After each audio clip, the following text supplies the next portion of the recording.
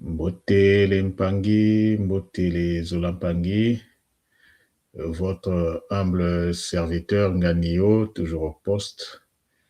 C'était un plaisir, c'était un bonheur immense de vous retrouver ce matin, toujours dans le cadre des activités du centre Nungu, le centre holistique Nungu, excusez-moi, le centre holistique Nungu. Alors, donc, nous sommes là dans le cadre de notre nouveau format qui est les Malongi de Nganio, les Malongi Manganio. Donc, ici, on aborde tous les sujets, tout dépend de l'inspiration, de la volonté des Bakulo, on aborde tout, on explique, on essaie d'expliquer. C'est un cadre pour amplifier les Kaboulas. Et donc, c'est un bonheur d'être là ce matin. Il est encore 3h54 ici à Montréal, 3h du matin. Mais je suis déjà en activité. Alors donc, je vais commencer par remercier Mama Wandombi pour sa grandeur, pour sa puissance et surtout pour ses grâces envers nous. Et ça, je le fais à travers toutes ces dimensionisations, mais en particulier Tetidiati, parce que c'est lui qui a l'œuvre. Sans la connexion avec Tutidiati, c'est impossible que je vous fasse des Kaboulas comme je l'ai fait tout le temps. Donc, ce matin, on va parler d'un sujet que j'avais déjà abordé, les fréquences, l'impagné. C'est d'une importance capitale que lorsque nous sommes dans la tradition ancestrale Congo, de comprendre qu'est-ce qu'on appelle par fréquence. Alors, de façon simple, une fréquence, c'est le nombre de fois qu'un phénomène se répète en une seconde. Donc, lorsque nous sommes en face d'une onde, l'onde se manifeste à travers les fréquences. Et la fréquence, donc, comme je disais, c'est le nombre de fois en une seconde qu'un phénomène se produit. Il y a des fréquences, il y a des réalités qui ont 10 fréquences, donc la réalité se déploie à 10 fois par seconde. Il y a des réalités qui ont 15 fréquences, 20, 30, 40 et voire plus. Et la notion de la fréquence est d'une importance capitale. Si on ne maîtrise pas la fréquence, c'est impossible de rentrer dans la création. Parce que, en fait, il y a quelque chose de très important que nous devons comprendre qui est lié à la fréquence. Lorsque nous parlons du magnétisme, le magnétisme ne peut se faire si les deux réalités qui sont face l'une de l'autre ne vibrent pas à la même fréquence. Donc, ce que nous devons faire lorsque nous voulons attirer des choses, parce que c'est de ça qu'il s'agit, on ne demande pas dans la tradition ancestrale. On ne demande pas, on attire, on crée les conditions pour attirer. Mais cependant, pour attirer, il faut que tu vibres à la même fréquence que la réalité que tu vas attirer.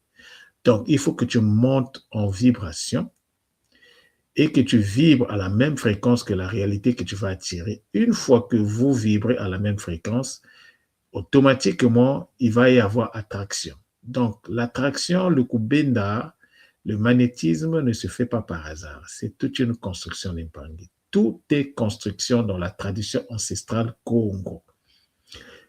Tout se fait par mérite. Tu travailles, tu comprends les enjeux, tu les appliques, tu as les résultats. Tu ne comprends pas les enjeux, qu'est-ce que tu vas appliquer? Rien du tout. Et s'il arrive que tu appliques, tu vas appliquer du vent et à la fin, il n'y aura rien du tout. Alors, dans le réseau Kimuntu, nous sommes beaucoup confrontés à cette réalité-là. Jusqu'à présent, on a du mal à comprendre comment les choses fonctionnent. À la base, on a une énergie. L'énergie doit être en mouvement pour que l'énergie puisse créer ce qu'on appelle le champ. Donc, nous avons le champ énergétique, le champ électrique, par exemple, le champ énergétique. Et le champ énergétique, à cause du fait qu'il est en utilisation, va créer le champ magnétique. Et c'est le champ magnétique qui va donc faire l'attraction. Sauf que pour y arriver, il faut savoir à quelle fréquence tu vibres. Si tu vibres bas, tu vas attirer des choses basses aussi. Donc, tout va dépendre de ton niveau, à quel niveau ta vibration, quelle est ton amplitude vibratoire, c'est-à-dire quelle est la hauteur que ta vibration arrive à atteindre. Avant même de parler de fréquence, quelle est la hauteur? C'est d'abord par là qu'il faut commencer à travailler. Une fois que tu travailles sur la hauteur de ta vibration, en ce moment-là, tu vas maintenant regarder le taux de vibration, le nombre de fois que tu vibres par rapport à cette réalité. Tant et aussi longtemps que les deux, la réalité en face que tu veux attirer et toi, vous ne vibrez pas à la même fréquence, c'est impossible d'impagner. C'est impossible. Donc, dans ce cas, il faut comprendre qu'il faut continuer à monter en gamme, il faut continuer à monter en puissance afin d'atteindre le même niveau de vibration que la réalité que tu veux attirer. Mais il faut comprendre que chaque réalité a une identité. C'est-à-dire que chaque réalité a un nom. Alors, si déjà tu ne connais pas le nom de ce que tu veux attirer, c'est compliqué. Bon, lorsque tu connais le nom, il faut voir est-ce que ce nom-là, tu vas travailler avec quel type d'énergie liée à ce nom. Est-ce que c'est des énergies équilibrées ou déséquilibrées? Donc, tu vois comment le mot a été construit, comment le mot se présente, et tu vas donc faire un travail d'ajustement. S'il faut enlever, tu enlèves. S'il faut ajouter, tu ajoutes. Mais tout cela, ça demande que tu puisses avoir un certain savoir, une certaine connaissance sur comment on travaille avec les énergies. Une fois que tu as fait ce travail-là, tu rentres dans la pratique. C'est justement là que l'accent que moi je vais mettre sur les podcasts, c'est justement sur ça. Les podcasts, en fait, c'est des choses pour celui qui a donc le pack, qui a accédé à la technique du boostage énergétique.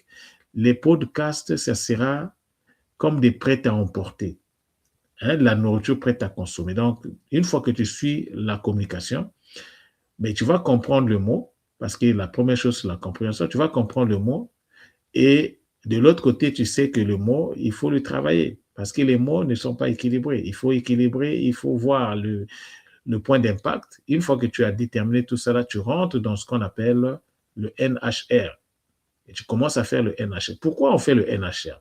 Mais le NHR, l'une des fonctions du NHR, c'est de permettre que ce sur quoi tu travailles reste en permanence. Ce qui va te permettre de dégager du temps pour ne pas refaire la même chose encore. Une fois que tu travailles sur quelque chose, sur une énergie, sur une vocalisation sacrée, et lorsque à la fin, cette vocalisation est connectée au NHR, considère que la chose, l'énergie est là avec toi de façon permanente. C'est pourquoi le NHR est d'une importance capitale. Celui qui n'a pas le NHR sera condamné à refaire la même opération encore et toujours. Alors, qu'est-ce que vous voulez? Vous voulez la voie de la facilité?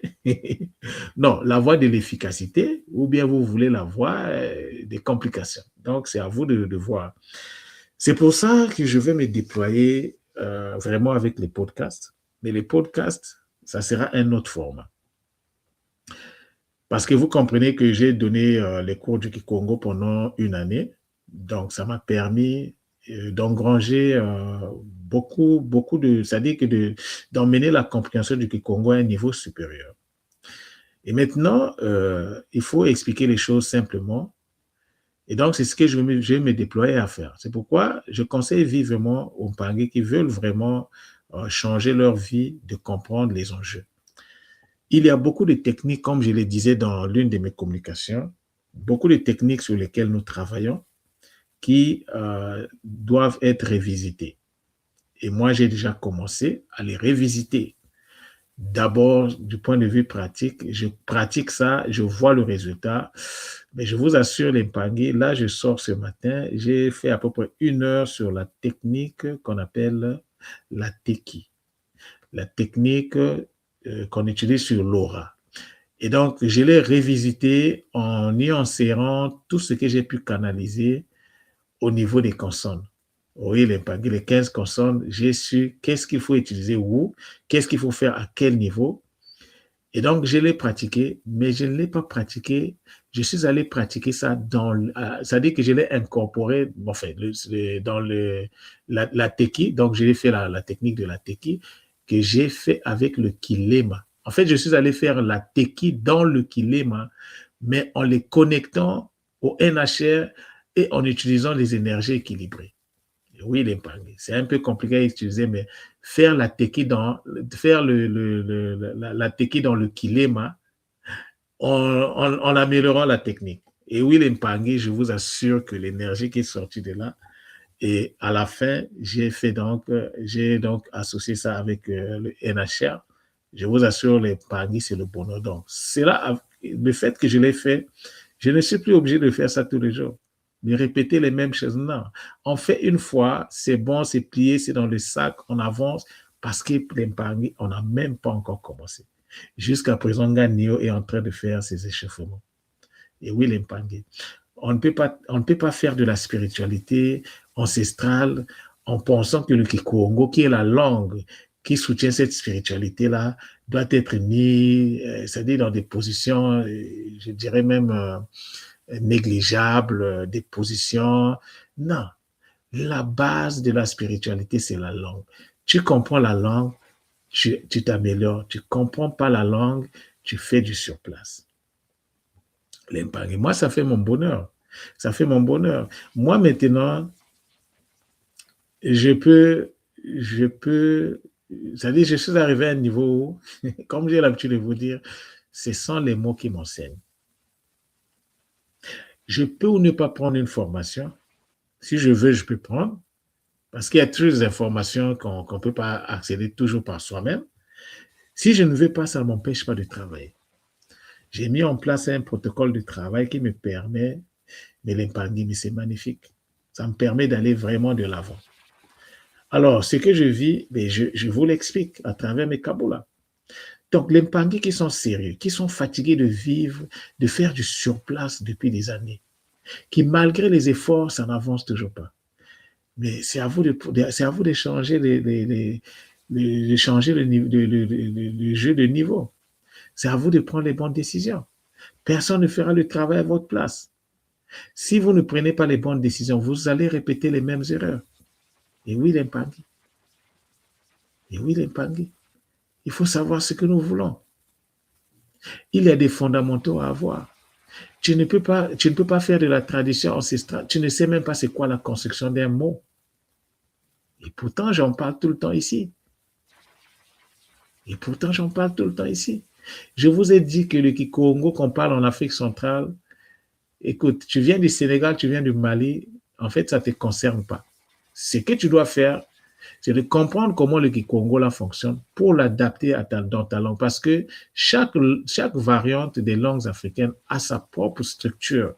La façon de construire les phrases en Wolof n'est pas la même qu'en Malinké, ou bien c'est pas chez les Dida en Côte d'Ivoire, ou bien encore chez les Dondo au Congo. Chaque école, parce c'est de ça qu'il s'agit, chaque école a ses réalités. Alors, il faut comprendre comment le Kikongo fonctionne pour pouvoir adapter cela. Alors, pourquoi je dis que tu peux utiliser le Kikongo? Parce que dans le Kikongo, parce que toutes les écoles utilisent ce qu'on appelle le Ki, donc la langue primordiale, les sons de base. Toutes les écoles initiatiques africaines les utilisent. Donc, en tant qu'initié, si on se base seulement sur le Ki, on peut communiquer, on peut se comprendre. C'est pourquoi c'est la langue des initiés. Ce n'est pas seulement la langue des initiés du Congo. Mais cependant, il faut avoir les mêmes codes. J'étais surpris, enfin, je n'étais pas trop surpris de comprendre qu'il y a certains mots du Malinké, mais c'est la même chose et la même signification qu'en lingala. Il y a certains mots que les gens utilisent en Côte d'Ivoire, par exemple le mot dia. C'est un mot qui est beaucoup en Afrique de l'Ouest. Mais c'est le même mot, en fait. Bon, ça veut dire héritier là-bas. Hein, c'est aussi un mot pour dire héritier. Mais en Afrique centrale, lorsqu'on dit Wadiafoua, on parle de l'héritage. Donc, le dia, c'est aussi l'héritage. Vous voyez? Donc, il faut que tous les initiés du continent puissent être d'accord sur une chose, c'est que les sonorités de base ont les mêmes significations. C'est ce travail de base qu'on doit faire. Lorsqu'on dit initié, ce n'est pas forcément un vieux qui a une grosse barbe avec une grosse calvitie comme celle de Nganio. Non, c'est quelqu'un qui a accédé au Kimasayu, qui connaît, qui comprend comment les choses fonctionnent et il les applique. C'est ça l'impagni. C'est un peu la même réalité que lorsque je vous parlais de Mbuta. Mais j'avais oublié de vous dire que Mbuta, oui, c'est le vieux qui est capable de faire le beau et le tas, mais c'est aussi le vieux qui, après, va évoluer en Mbutu. Donc, il va devenir une graine. Ouais, l'impagni. Et la graine, sans la graine, il n'y a pas l'agriculture. Hein. Lorsqu'on parle d'agriculture, on parle de Fumokebangu. Et oui, l'impagni, c'est Fumokebangu qui a enseigné l'agriculture aux humains. Donc, voilà un peu le Kaboula que je tenais à vous donner ce matin. Alors, l'impagni, il faut comprendre les notions telles que l'onde. Une onde, c'est quoi? Une fréquence, c'est quoi l'amplitude fréquentielle? C'est quoi le magnétisme? C'est quoi l'énergie? C'est quoi les polarités? Comment l'énergie se comporte? Alors, hier, je vous disais que il était important de faire la différence entre le comportement des polarités, donc le moins et plus, et puis les comportements des énergies par rapport aux fréquences. Un corps chargé de signes, ou bien deux corps chargés de signes, de même signe, se repoussent. Deux corps chargés de signes contraires s'attirent. Ça, c'est au niveau des énergies. Mais lorsque nous rentrons au niveau de la fréquence, c'est différent. Deux corps qui ne vibrent pas à la même fréquence ne peuvent pas s'interpénétrer. Mais deux corps qui ne vibrent pas à la même fréquence peuvent rester l'un à côté de l'autre sans pour autant s'impacter. Pour qu'il y ait impact entre les deux, pour qu'il y ait fusion, il faut que les deux corps vibrent à la même fréquence. Et oui, les bandes. Lorsque deux corps ne vibrent pas à la même fréquence, ces corps-là peuvent rester l'un à côté de l'autre. Donc, vous voyez, ce sont des petites définitions comme ça qu'il faut en fait garder en tête. Moi, quand je donne les définitions, je ne donne pas les définitions pour faire plaisir. Non. Parce que l'objectif, c'est que le message soit clair, que le message soit compris de façon profonde par tout le monde. C'est pourquoi parfois, je n'aime pas trop utiliser le langage qu'on appelle le langage soutenu où tu as des mots compliqués, ça te fait même mal à la tête, quoi. Lorsque tu écoutes un mot comme ça te fait mal à la tête. Mais parfois, on n'a pas le choix. Et puis, bon, quand tu as atteint un certain niveau, parfois, c'est difficile aussi de descendre. Mais bon, il faut faire tous ces exercices-là pour permettre à ceux qui n'ont pas un niveau, qui n'ont pas eu la chance d'aller loin dans les études, donc les études par rapport à la langue française, bien sûr, hein, donc de pouvoir comprendre. Mais lorsqu'on parle de l'intelligence, c'est pas forcément parce que tu as fait des longues études. L'intelligence, c'est ta capacité à résoudre tes problèmes par rapport à ton environnement. C'est ça l'intelligence.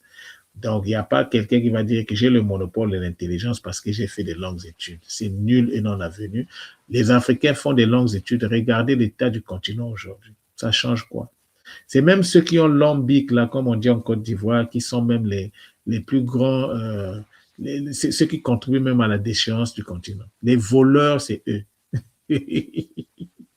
Les voleurs, c'est eux. Ceux qui font rentrer, qui sont dans les loges maçonniques, c'est encore eux. Le désordre, c'est encore eux. Vous voyez, le désordre sexuel, c'est toujours eux. Ils sont dans des pratiques bizarres. C'est eux. Alors, à quoi ça sert d'aller à l'école si la finalité, c'est que tu deviens franc-maçon ou rosé-chrétien, mais en plus de ça, tu es là, tu sacrifies les poulets, tu sacrifies les animaux, parfois même tu fais des sacrifices humains. Ça sert à quoi d'aller à l'école si c'est ça la finalité? Un autre aspect aussi que je vais aborder ici, certainement ça va fâcher.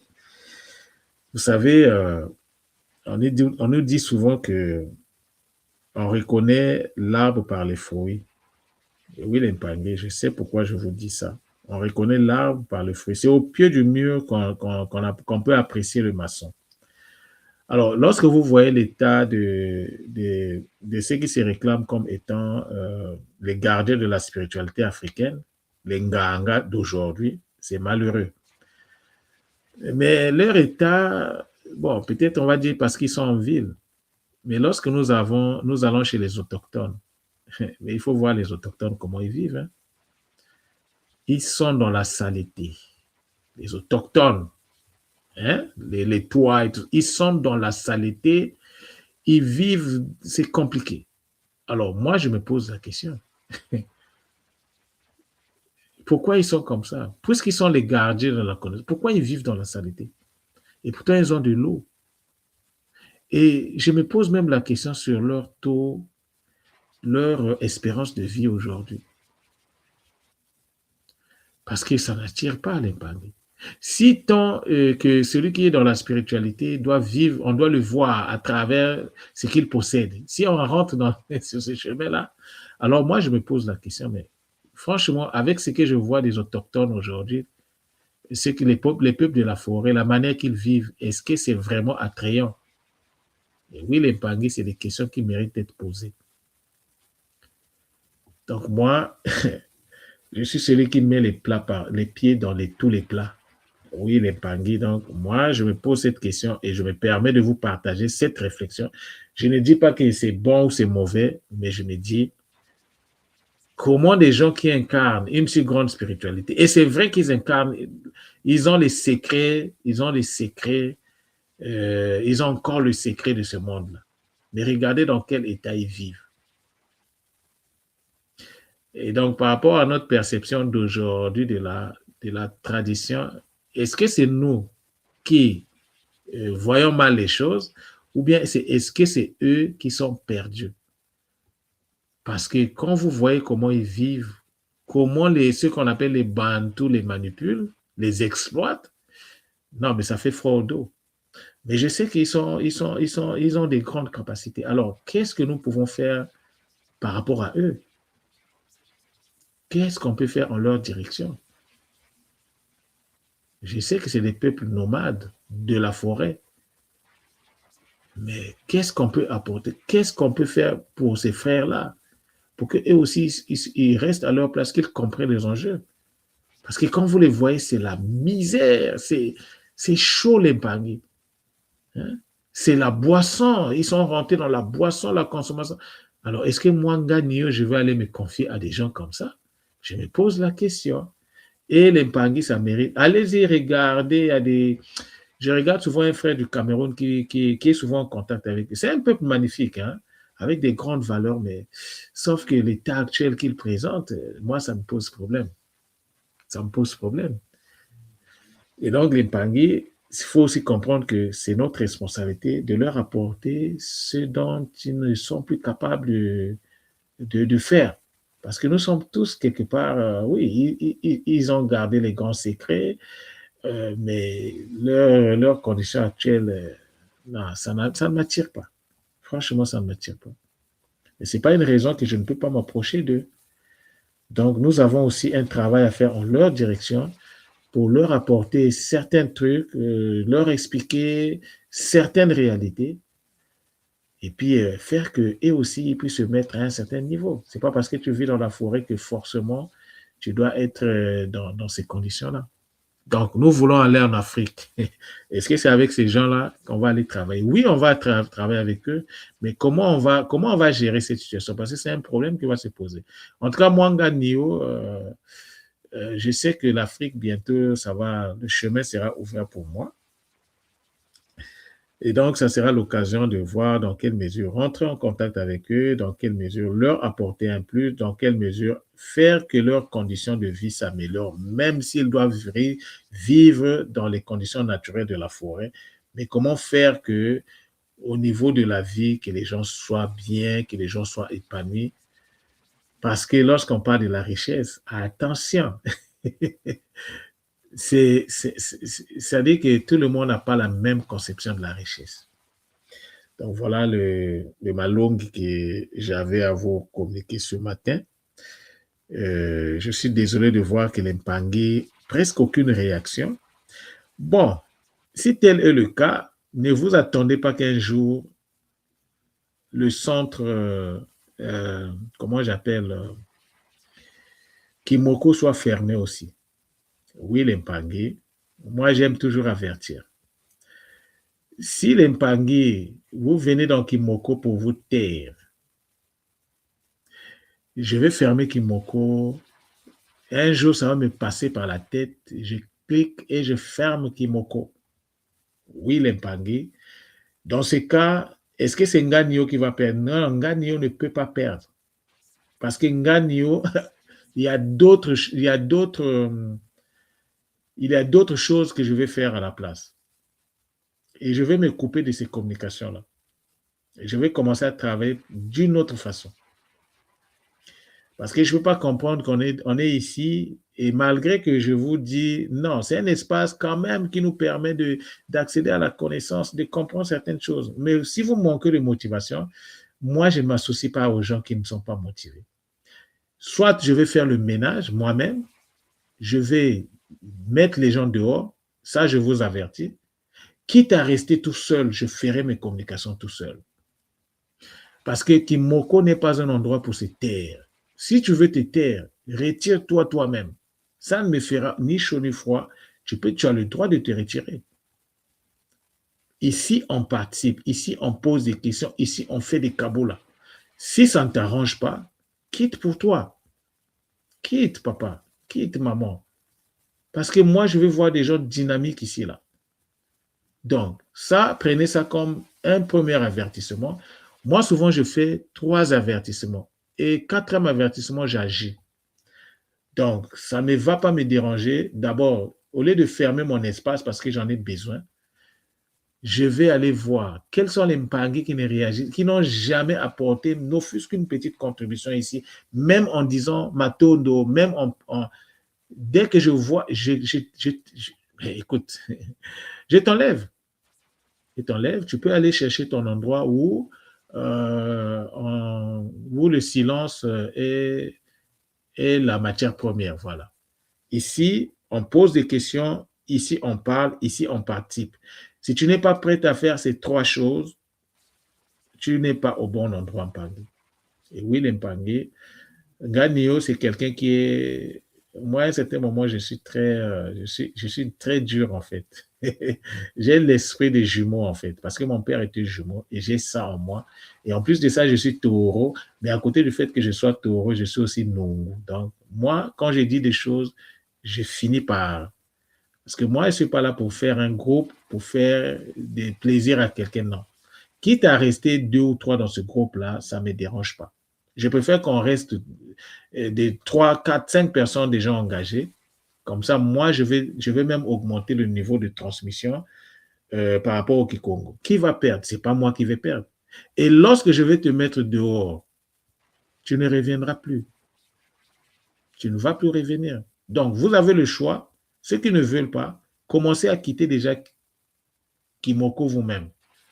Vous quittez, ça ne va pas changer mes relations avec vous. Je ne vais pas me fâcher parce que vous êtes parti. Non. Je préfère travailler avec 2, 3 personnes que d'avoir une centaine de personnes et les gens sont dans la distraction. Les gens sont. Non, si tu n'as pas le temps pour Kimoko, tu quittes. Donc, prenez ça comme un premier avertissement. Je vais encore vous observer et il y aura un deuxième avertissement, un dernier avertissement et après, je fais le ménage. Je préfère rester avec 2, 3, 4 personnes dans ce groupe que d'avoir une centaine de personnes qui ne servent à rien, qui ne sont pas utiles à la communauté. Maintenant, il y a d'autres groupes qui existent. Ben, vous pouvez aller là-bas. Moi, ça ne me dérange pas. Moi-même aussi, je suis dans les groupes. Mais dans ces groupes-là, je participe. Je participe. Lorsqu'il y a des trucs, j'apporte ma contribution. Lorsque je vois qu'il y a des questions, j'essaie de répondre. Donc, ici, sur Kimoko, ce n'est pas pour se taire. Si tu veux te taire, tu penses que la bouche qu'on t'a donnée là, c'est pour juste manger. Ben écoute, tu as le choix. Donc, beaucoup des autres Mpangui, c'était donc le Malongi d'aujourd'hui. Nous sommes le 5 avril 2026. Beaucoup désolé à vous. Et donc, je vois bien que par rapport à ça, nous sommes le premier jour. Nous sommes le jour 1. Et donc, c'est le jour du Kimoko. Moko, c'est le 1 en lingala. C'est le Mosi. Donc, on est ensemble les Pangui. Ceux qui ont des questions, n'hésitez pas. Il n'y a pas de questions bêtes chez Nganeo. Toute question mérite une réponse. Avec Zola, avec efficacité. Matondo, Matondo, Matondo. On se dit à la prochaine.